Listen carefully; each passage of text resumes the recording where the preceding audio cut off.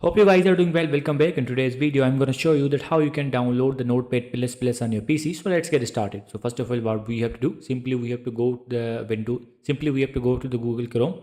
And after going to the Google Chrome, we have to write here that Notepad++ download. So what I'm going to do, I'm going to write the Notepad++ download. And then simply we have to press the enter.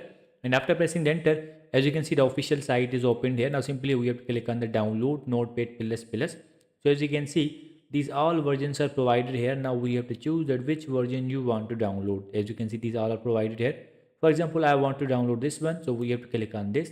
And after clicking on this, as you can see, has the download button, and these all options are also provided here. The steps are also provided here, that how we can do that and when we can do that. Simply we just have to choose, and then we have to click on the download, and the downloading process will be started. So as you can see, now it's downloading. In a few seconds it will be downloaded, and after that we can install this and we can use this. So in this way you can download the Notepad++ on your PC.